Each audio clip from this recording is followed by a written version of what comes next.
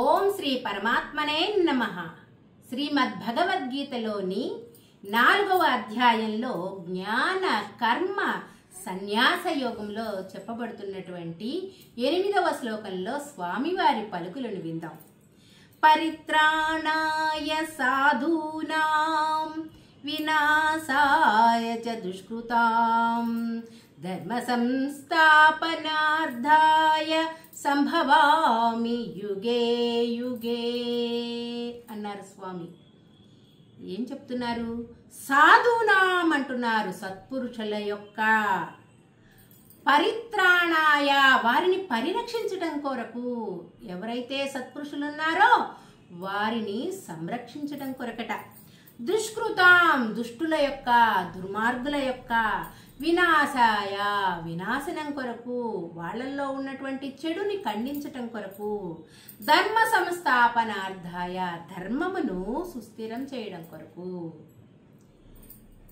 యుగే యుగే, ప్రతి యుగమునందు కూడా అవతరింతును అంటున్నారు. అంటే సంభవామి, సంభవామి అంటే మళ్ళీ మళ్ళీ నేను అవతరిస్తాను అని చెప్తున్నారు స్వామి. అంటే దుష్టులైతే ఎవరైతే ఉన్నారో ఆ దుష్టుల యొక్క మార్గాన్ని మారుస్తాను అంటున్నారు.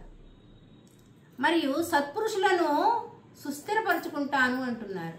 ధర్మాన్ని కాపాడుకుంటాను అని చెప్తున్నారు.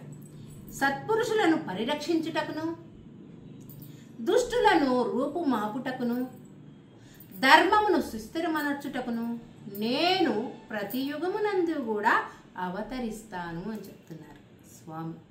మన కొరకే మనలో ఉన్నటువంటి చెడు లక్షణాలు ఏవైతే ఉన్నాయో అవలక్షణాలు, వాటిని రూపుమార్చడం కొరకు, మనలో ఉన్నటువంటి కామ క్రోధ లోభ మద మాత్సర్యాలు అవిషడ్వర్గాలు ఉన్నాయి కదా, వాటిని మార్పు చేయటం కోసం మనకి కొన్ని అనుభవాలను ఇచ్చి ఆ అనుభవం ద్వారా మనుషుల్ని మార్చే విధంగా స్వామివారు మనకి తర్ఫీదు ఇస్తారు.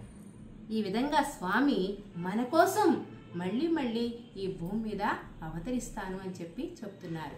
శుభం భూయాత్. Please like, share and subscribe.